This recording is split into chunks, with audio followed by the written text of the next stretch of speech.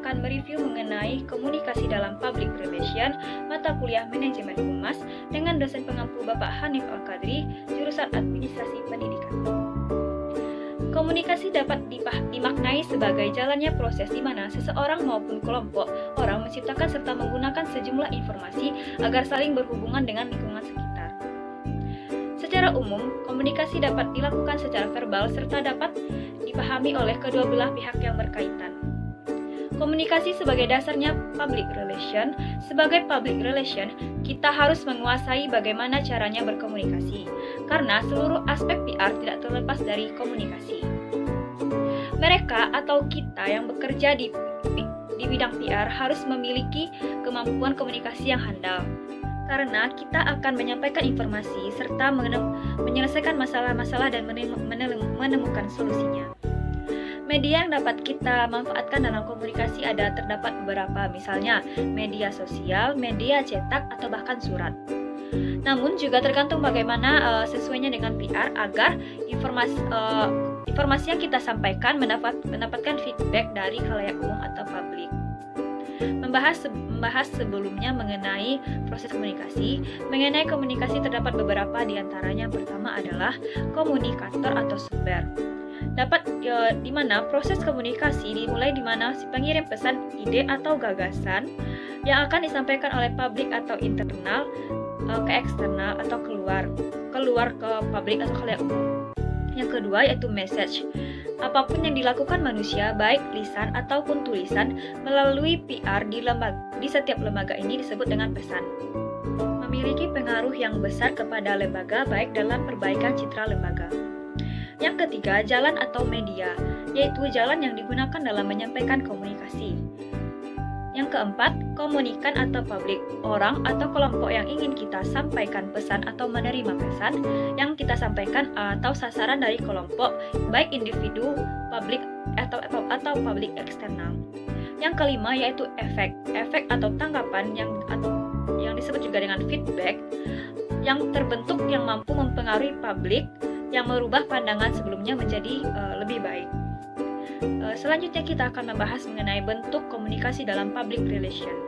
Dibagi dalam 3 konsep. Yang pertama, komunikasi interpersonal, yaitu komunikasi internal. Komunikasi yang terjadi antara orang-orang yang ada di dalam kelompok, baik personal atau kebutuhan antar individu. Yang kedua, komunikasi antar kelompok, yaitu komunikasi antar divisi-divisi antar kelompok. Yang kedua, komunikasi eksternal, komunikasi yang terjadi antar anggota kelompok di dalam organisasi dengan pihak luar yang mendapatkan timbal balik atau feedback, karena kita memerlukan orang lain dalam mengerjakan sesuatu, sebab kita tidak bisa sendiri tidak bisa, karena kita harus memerlukan orang lain dalam menyelesaikan masalah yang kita miliki. Yang ketiga, komunikasi dalam organisasi. Komunikasi yang terjadi di semua anggota organisasi, baik komunikasi antar atasan dan bawahan dan atasan, maupun dengan divisi per divisi. Selanjutnya, kita akan membahas mengenai efektivitas dalam komunikasi. Yang pertama yaitu keterbukaan. Keterbukaan, tidak ada yang disimpan, tidak ada yang kita rahasiakan. Informasi yang disampaikan harus sama, tidak ada bedanya antara satu dengan lainnya. Yang kedua, empati. Adanya empati karena komunikasi merupakan hal yang diperlukan. Empati dalam PR menjadi kewajiban. Sebab kita tidak hanya merasakan namun juga harus menemukan solusi dalam setiap permasalahan. Adanya empati karena komunikasi merupakan hal yang diperlukan. Empati dalam PR menjadi kewajiban. Sebab kita tidak hanya merasakan namun juga harus menemukan solusi dalam setiap permasalahan. Yang ketiga yaitu support atau dukungan. Baik support dalam lembaga harus memberikan dukungan penuh kepada PR. Yang keempat yaitu positivisme atau menebarkan aura yang positif.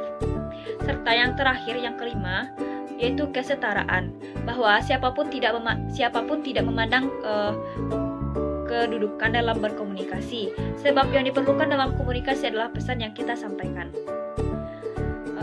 Berikutnya, kita akan membahas mengenai strategi PR dalam komunikasi. Yang pertama yaitu publication yaitu media atau alat lain yang digunakan dalam komunikasi tidak mesti one by one atau satu orang per orangan. Dalam hal ini kita dapat menyampaikan informasi kepada khalayak umum dengan menggunakan media. Yang kedua yaitu event atau acara. Melalui event atau acara besar yang kita adakan, kita dapat mengundang banyak pihak dalam acara tersebut. Hal ini merupakan salah satu strategi dalam PR kita dalam memperlihatkan kelebihan atau kemampuan kita kepada publik. Yang ketiga yaitu melalui media atau news. Dengan mengundang wartawan atau menerbitkan news berita mengenai lembaga kita. Yang keempat, citra perusahaan. Citra perusahaan yang telah kita bangun sedemikian rupa oleh lembaga.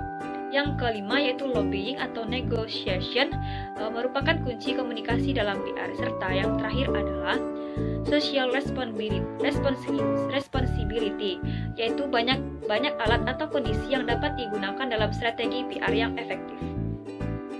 Lanjut, kita akan membahas mengenai peranan praktisi PR dalam menjalankan komunikasi dengan seluruh lembaga. Yang pertama yaitu sebagai fasilitator komunikasi, mampu mengelola strategi atau mendesain, mampu mengetahui tren yang diharapkan oleh lembaga dalam menciptakan produk, serta mampu memimpin prosesnya komunikasi. Yang kedua, sebagai fasilitator proses pemecahan masalah. Pemecahan masalah merupakan tugas terbesar dari PR, melakukan riset atau penelitian dalam memecahkan masalah, dalam menemukan solusi setiap permasalahan secara berkelanjutan. Yang ketiga, teknisi komunikasi, serta yang terakhir yang keempat yaitu penasehat ahli. Yang terakhir kita akan membahas pentingnya komunikasi dalam setiap kegiatan PR dalam lembaga. Peran komunikasi dalam hal ini ada beberapa hal. Strategi untuk menyusun komunikasi terhadap publik menjadi efektif. Yang pertama, khalayak atau publik. Kita harus mengetahui khalayak umum mengenai lembaga kita dengan membangun chemistry. Yang kedua, menyusun tahapan lanjutan setelah kita mengenal khalayak umum dalam menyusun strategi atau desain pesan yang disampaikan. Yang ketiga, menetapkan metode yang cocok. Serta yang terakhir atau yang keempat adalah menentukan media yang digunakan dalam komunikasi, baik media sosial atau media lainnya dalam menyampaikan pesan. Baiklah, hanya itulah yang dapat saya sampaikan. Terlebih dan terkurangnya mohon dimaafkan. Saya mengucapkan terima kasih banyak. Assalamualaikum warahmatullahi wabarakatuh.